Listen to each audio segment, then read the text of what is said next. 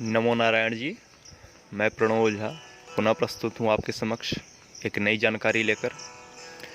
आज हम बात करेंगे कि ग्रहण काल में क्या ना करें, कि भूल कर भी कौन सी गलतियां ना करें जो हम जाने अनजाने में कर बैठते हैं। क्योंकि जानकारी ही बचाव का एकमात्र जरिया होती है। तो बहुत से लोग जाने अनजाने में ये गलतियां करते हैं जो बाद में बुरे प्रारब्ध के रूप में, बुरे इफ़ेक्ट के रूप में उभर कर सामने आती हैं, और हम सोचते हैं कि अरे मैंने तो कोई पाप किया नहीं, मैं क्यों भुगत रहा हूँ। तो आज हम उन्हीं की चर्चा करेंगे। ये आपको फॉलो करना है जब कोई सा भी ग्रहण पड़े, चंद्र ग्रहण हो, सूर्य ग्रहण हो, पूर्ण हो, अपूर्ण हो, कैसा भी ग्रहण हो, इसको हमें फॉलो करना है। तो इसे फॉलो कब से करना है? इसे सूतक काल जब लगे। सूतक काल कब लगता है तो मैं बता दूं कि जो ग्रहण काल होता है, जैसे सूर्य ग्रहण है, तो इसके 12 घंटे पूर्व से सूतक काल लग जाएगा। अगर सुबह 10 बजे सूर्य ग्रहण लग रहा है तो रात के 10 बजे, पिछले रात के 10 बजे से सूर्य ग्रहण चालू हो जाएगा। और अगर चंद्र ग्रहण है तो 9 घंटे पूर्व से ये ग्रहण चालू हो जाएगा, ये सूतक काल चालू हो जाएगा, सॉरी। तो यह जो सूतक काल से हमें फॉलो करना है वह यह है, कुछ 12-13 बातें हैं, इनको आप विशेष ध्यान दीजिएगा। पहली है कि सूतक काल लगने से ही कोई मांगलिक कार्य नहीं करना है, किसी प्रकार का शुभ कार्य नहीं करना है। कोई आपकी खास डील है, उद्घाटन है, या कुछ आप नया शुरू करने जा रहे हैं, है ना, या कोई भी बड़ी पूजा है, पाठ है इत्यादि, कोई भी शुभ कार्य नहीं करना है।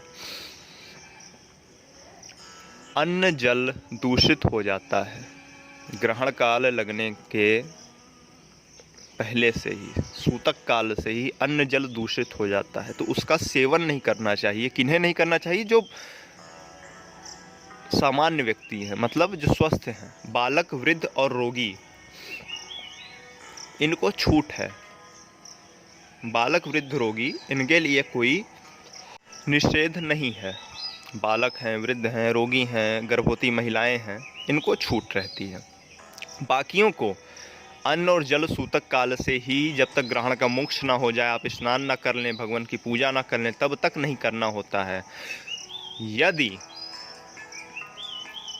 विशेष करने की इच्छा हो, आपसे भूख ना बर्दाश्त होती हो, तो जो भी हमारी खाद्य सामग्री है, इवन इंक्लूडिंग घी, तेल, नमक, चीनी इत्यादि में, गुड़ इत्यादि में भी हमें तुलसी दल रख देना है, या फिर कुशा।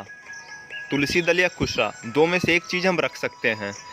तो यह जो है दूषित नहीं होगा वह खाद्य पदार्थ, और आप उसका ग्रहण काल के पहले या ग्रहण काल के बाद भी उसका सेवन कर सकते हैं। तीसरा है कि ग्रहण काल में भूलकर भी तुलसी के पत्ते नहीं तोड़ने हैं। आपको भोजन में रखना है खाद्य पदार्थों में, तो आप सूतक काल के पहले से तोड़ के रखे रहिए, उसको रख दीजिए, ठीक है? चाहे सूर्य ग्रहण हो, चाहे चंद्र ग्रहण, ये बात ध्यान रखनी है। चौथा है कि भगवान की मूर्ति आपको भूलकर भी स्पर्श नहीं करनी है। मंदिर के कपाट बंद रहेंगे, फाटक बंद रहेंगे, पर्दे लगे रहेंगे, कोई पुष्प नहीं चढ़ाना देवता को, कोई जल नहीं चढ़ाना, कोई स्नान नहीं कराना, कोई भोग नहीं लगाना। इस सूतक काल से लेकर ग्रहण का जब तक मोक्ष ना हो जाए तब तक ये फॉलो करना है, ठीक है? जो भी पूजा पाठ होगी बंद पर्दे में होगी और वैसे ही होगी।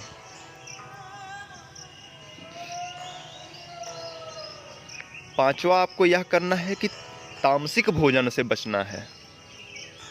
अगर आप से भूख नहीं बर्दाश्त हो रही और आप कुछ खा भी रहे हैं ग्रहण के पूर्व सूतक काल में, तो भूलकर भी तामसिक भोजन ना करें। मतलब लहसुन, प्याज, मांस, मदिरा इत्यादि भूलकर भी ना ग्रहण करें, इसका बहुत बुरा असर पड़ता है। छठा है कि सूर्य को नग्न आंखों से ना देखें यदि सूर्य ग्रहण लग रहा है तो। यह हमारी रोशनी पर, हमारी आंखों पर बहुत ही बुरा इफेक्ट डाल सकता है। ठीक है। सातवां है कि यदि आपका देर से उठने का नियम है तो कम से कम सूर्य ग्रहण के दिन, चंद्र ग्रहण के दिन ग्रहण काल में मत सोएं आप, उसके पूर्व ही बिस्तर त्याग दें। ऐसा अवश्य करें, क्योंकि जब हम सो रहे हैं तो हमारा अवचेतन मस्तिष्क ही ज़्यादा सक्रिय है और उस पर ग्रहण का बड़ा ही तीव्र प्रभाव पड़ता है। इसी वजह से ग्रहण काल में लेटना, सोना इत्यादि मना है, क्योंकि उस टाइम में अवचेतन मस्तिष्क में जो एंट्री फीड हो जाएगी, जो डाटा फीड हो जाएगा, वह फिर जल्दी मिटता नहीं है। तो उस समय नकारात्मक ऊर्जा आप में प्रवेश न कर जाए आपके सोते समय, इसलिए ग्रहण काल से पूर्व ही बिस्तर छोड़ देना है।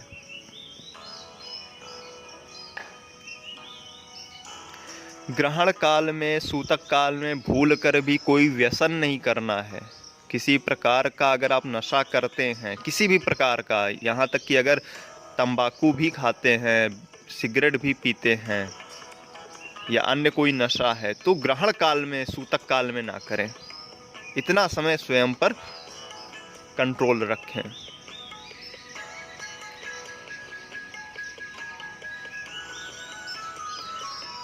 अपनी कामोत्तेजना को अपने वश में रखना है। आप विवाहित हैं तो, अविवाहित हैं तो आपको किसी भी प्रकार का रति संबंध, प्रणय संबंध नहीं बनाना है। यह बात एकदम से गांठ बांध लीजिए कि इस समय आपको अपनी उत्तेजना पर कंट्रोल रखना ही रखना है, क्योंकि दो जीवों के परस्पर मिलन में जो घर्षण उत्पन्न होगा, जो ऊर्जा उत्पन्न होगी, वह उस समय विषाक्त हो जाएगी और उसका असर जो है, उसका साइड इफ़ेक्ट जो है आपको लंबे समय तक भोगना पड़ेगा। यह फैक्ट है।